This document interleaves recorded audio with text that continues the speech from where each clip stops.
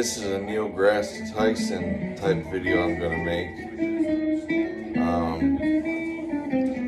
My first scientific theory that I would like to discuss with you guys is creating electricity from Earth spinning.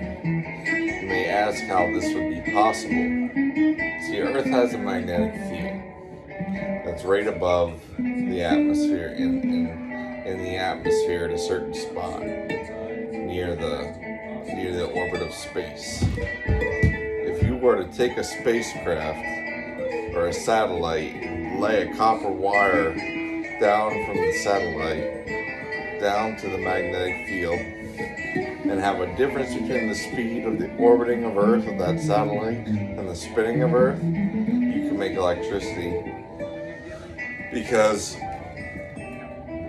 you need magnetism, you need copper, and relative motion between the two to create electricity. And you can create electricity with a magnetic field and copper wire. That was invented by Nikola Tesla. It's called the alternator. Another reason this works is because Earth spins forever. The equation that I'm looking to tell you about is force equals mass times acceleration. In space, the acceleration is the same speed. It does not accelerate because there is no gravity. You're going to do 32 feet per second squared. Therefore, the mass means more than the speed. The mass of Earth is huge. That's why it spins forever in space and a long time. That's why things with heavy mass spin a long time in space. This would be an energy source that would be renewable, and when people start traveling into space more, I think it would be more efficient than solar power, because the Russians did it in the 90s and they created way more electricity than solar power. You could harness a bunch from Earth's rotations and the magnetic field. It would be very lucrative, it'd be very smart, and I believe it would be worthwhile. My second idea is using boron to stop a nuclear bomb. In a nuclear power plant, they use boron to stop a nuclear reaction. What they do is they use the neutron. The boron stops the neutron from bombarding the nucleus of the atom and having it all split and affecting the protons. So it acts like a shield. If you could get boron in the atmosphere or something like boron to stop the nuclear reaction from being possible, you could stop a nuclear bomb anywhere in the world, I believe. That's my second theory. But I believe once people travel space more, the threat of nuclear war will be less, because there will be less to bombs. People will be in space and they'll be able to protect themselves from nuclear war by being in space. Therefore, space travel is really the answer if that doesn't work, or you can never stop a nuclear bomb, or it ever occurs to be impossible to do it, which it may be. That's a very likely factor. But,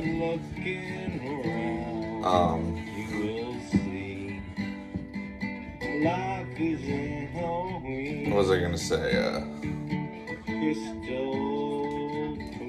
Space travel, I believe, would be the future of mankind. Another thing, it would take 30 years to get out of our solar system, or not Earth, our solar system. That's because spaceships nowadays, no ruckus, travel 30,000 miles per hour. They travel at that constant speed in space once they're launched out of Earth's atmosphere. It's 30,000 miles to something like that to get out of the I think it's actually 3 million miles. So it would take 30 years going 30,000 miles per hour roughly to get out of our solar system. There's theories that there are planets orbiting other stars that have life on them. Whether that's true or not, I don't know. There was theories of moons outside of the solar system having life, planets, the galaxy and the solar system orbits the galaxy. So at different millenniums, there are different stars that orbit around our galaxy and our solar system. So it's possible that at one time there was life, like millions of years ago, right out of our solar system, and they may have been able to get here. Another thing I invented was something I believe the ancient Egyptians could use. It's a pendulum and a pulley together, which I'll show you a video at the end, where the pendulum goes back and forth and it lifts up a pulley up and down. I think the Egyptians could have used that with a heavy weight to lift heavy rocks up and down, and do that freely with just a little bit of energy from the pendulum.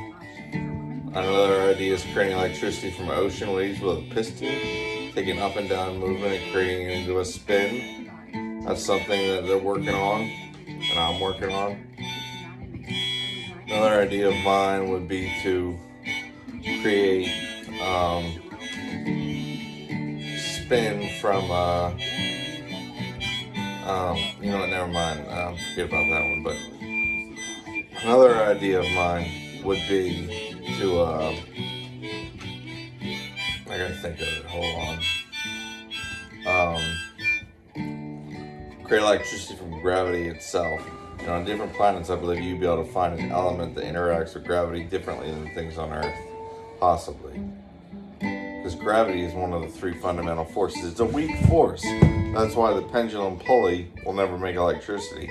You can put it on a boat and the back and forth motion would spin the pulley, but it's so weak that when you add that resistance, it stops. There's a lot of things on this planet that act like that, like cuckoo clocks and the novelty drinking bird that seem perpetual or water power, but gravity is so weak that when you put a resistance and try to create electricity from them, they stop. That's just the science behind it. Another theory I have is to create a boat that pushes forward when the waves hit it, like with a tail and a spring. But then against a sail would be more valuable. And then you can think about it like this: you could put a propeller on a boat and attach it to a windmill. But as the boat moved forward, the propeller would stop getting wind, and the wind would go the other way. That would never work. And that's why sails are superior. Which is why there is an idea to use a windmill to create electricity to power an electric engine. But that will work. I've seen that before. And that's pretty much all my theories. I've had ideas for frisbees that were planes. I've had ideas for helicopter blades that spun around each other, three-dimensional windmills. That didn't work. None of those worked. But that's all my ideas. Thank you and goodbye. Thank you for listening. Bye.